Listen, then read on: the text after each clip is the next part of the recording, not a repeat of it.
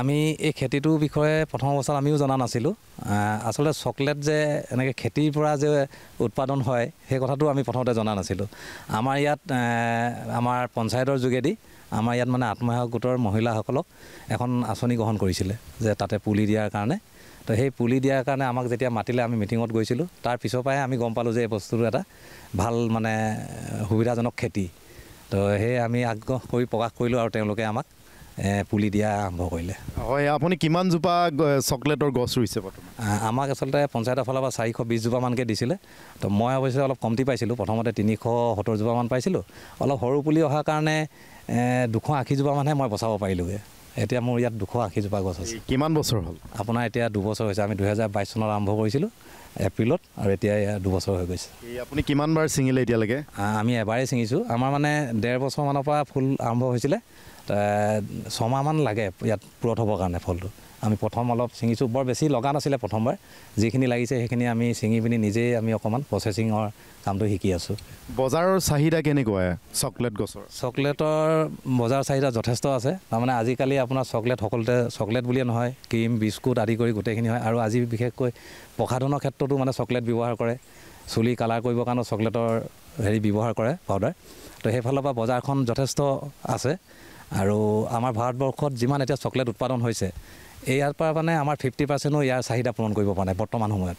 সেইটো কাৰণে ইয়াৰ ভৱিষ্যতটো বহুত ভাল। তাৰমানে এতিয়া বজাৰত যিসমূহ চকলেট পোৱা যায়, হোটেলতেই হওক বা দোকানবোৰতেই হওক বা কোম্পানীসমূহে যিবোৰ চকলেট বনাই আছে, এই চকলেটবোৰত আচলতে এই চকলেটৰ কিমান তেওঁলোকে শতাংশ ব্যৱহাৰ কৰে বুলি আপুনি ভাবে? আচলতে যিমান কৰিব লাগে প্ৰায়বিলাকেই নকৰে। তাৰমানে এতিয়া চকলেটৰ যিমান ইয়াৰ বেছিকৈ দিব সিমানে চকলেটটো টেষ্টি হ'ব। কিন্তু এতিয়া আজিকালি ইয়াৰ মানে প্ৰডাকশ্যনটো বেছি হোৱা নাইতো, আমাৰ ভাৰতবৰ্ষতে হওক বা বেলেগৰ পৰা আনিবলগীয়া হৈছে। সেইকাৰণে তেওঁলোকে চকলেটৰ পৰিমাণ বহুত কমটি, খুব বেছি কিজান ভাল কোম্পানীবিলাকে 30% মানহে প্ৰয়োগ কৰিছে নেকি চকলেটৰ পাউডাৰ মানে বনায় যিবিলাকত। আৰু বহুত চকলেটত যিটো আচলতে টেষ্ট থাকিব লাগে, ইয়াৰ আচলতে মানদণ্ড যিটো উন্নত, ইয়াৰ দাম প্ৰতি কেজি আচলতে ইয়াৰ দাম কিমান? এতিয়া আমি গুৱাহাটী নৰ্থ ইষ্ট অৰ্গেনিক বুলি এটা কোম্পানীৰ লগতে আমাৰ গোটেই যোগাযোগ হৈ আছে। এইবোৰ বেচা কিনা কৰাৰ পৰা, পুলি অনাৰ পৰা চব তেওঁলোকৰ লগতে আমি কৰি আছোঁ। তেওঁলোকে আমাক ইয়াৰ পকা ফলটো 1 কেজিত 50 টকাকৈ এতিয়া আমাক দিয়াৰ কথা। আৰু যিবোৰ গুটি উলিয়াই তেনেকুৱাবোৰ? গুটিৰ পৰা যদি আমি পাউডাৰটো উলিয়াব পাৰোঁ, পাউডাৰটোতো বজাৰ মূল্য যথেষ্ট, 1000ৰ পৰা 1500 টকা এতিয়া পাৰ কেজি পাউডাৰটো, প্ৰতি কেজিটো। তো এতিয়া পাউডাৰটো উলিওৱাটো অকণমান প্ৰচেছিংটো দীঘলীয়া হয়। সেইখিনি অকণমান কষ্ট কৰিব লাগিব, মেচিন লাগিব। তেনেকৈ কৰিলে আমি সেয়াটো যথেষ্ট লাভ হ'ব পাৰিম। আজিৰ তাৰিখত আমাৰ গোটেই অসমতে আপুনি চাব, চাহ খেতিৰ ওপৰতে আমাৰ খেতিয়কসকল বেছিকৈ নিৰ্ভৰশীল হৈ আছে। কিন্তু বৰ্তমান সময়ত আমাৰ চাহ খেতিৰ যিটো অৱস্থা হৈছে, চাহৰ ৰেট নাই, কোম্পানীয়ে পাত নলওঁ বুলি কয় কেতিয়াবা। বিভিন্ন সমস্যাত আমি আজি চাহ খেতিৰ পৰা তাৰমানে আমি এটা পৰিয়াল চলিব পৰাকৈ যথেষ্ট অসুবিধা আহি পৰিছে। এই ক্ষেত্ৰত তাৰমানে এই চকলেটৰ পৰা আমি ভাবোঁ যে এটা ভাল লাভ হ'ব ৰাইজৰ। আৰু বিশেষকৈ তাৰমানে এতিয়া আপোনাৰ আমাৰ এজোপা পুৰঠ গছৰ পৰা 12 কেজি বছৰেকত ইয়াৰ ফল উৎপাদন হ'ব। 12 কেজি। আচলতে ইয়াৰ উৎপাদনৰ কৰিবৰ কাৰণে আচলতে ইয়াৰ কিদৰে ৰোপণ কৰা হয়, আৰু ইয়াৰ গছৰ ছাঁ দি কিনে বচোৱা হয় নে ইয়াৰ আচলতে ইয়াৰ উপযোগী ঠাইসমূহ কেনেকুৱা ধৰণৰ?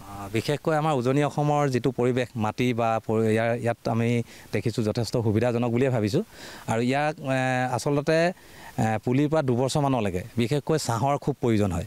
আপোনাৰ মানে পুলিবিলাকক 50% মান ছাঁ পাই থাকিব লাগে। 50% মান মানে ছাঁ ওপৰত অন্য গছৰ ছাঁ পাই থাকিব লাগে। বিশেষকৈ তামোল বাৰীৰ মাজত, বাগানৰ মাজত ডাঙৰ ডাঙৰ গছবিলাক থাকে, তাৰ মাজত এইবিলাক যথেষ্ট সুবিধা হয়। অসম চৰকাৰে কিবা আপোনাক যোগাযোগ কৰিছে নাই? এইবোৰ ক্ষেত্ৰত কিবা সা সুবিধা দিছে নাই? সা সুবিধাৰ ক্ষেত্ৰত মানে এনেকুৱা, আমাৰতো গোটেই পুলিখিনিয়ে আমি চৰকাৰী আঁচনিৰ যোগেদিয়ে পাইছোঁ। আমাৰ পঞ্চায়তৰ যোগেদি আমাৰ ব্লকৰ পৰা এটা আঁচনি হৈছিলে, চানানা বুলি এখন অসম চৰকাৰৰ আঁচনি আছে। সেই আঁচনিখনৰ জৰিয়তে গোটৰ মহিলাক, বিশেষকৈ প্ৰতিটো গোটৰ বা 2গৰাকী মহিলাক এই আঁচনিখন ৰূপায়ণ কৰাইছিলে। আমাৰ লাংকাচি গাঁৱতে প্ৰথম এই আঁচনিখন ৰূপায়ণ কৰিছে, আৰু বেলেগত আজিলৈকে এইটো আঁচনি ৰূপায়ণ কৰা নাই। আমাৰ লাংকাচি গাঁৱত আপোনাৰ প্ৰায় 40জন খেতিয়কে আমাৰ ইয়াত এই চকলেট খেতিটো আমি আৰম্ভ কৰিছোঁ।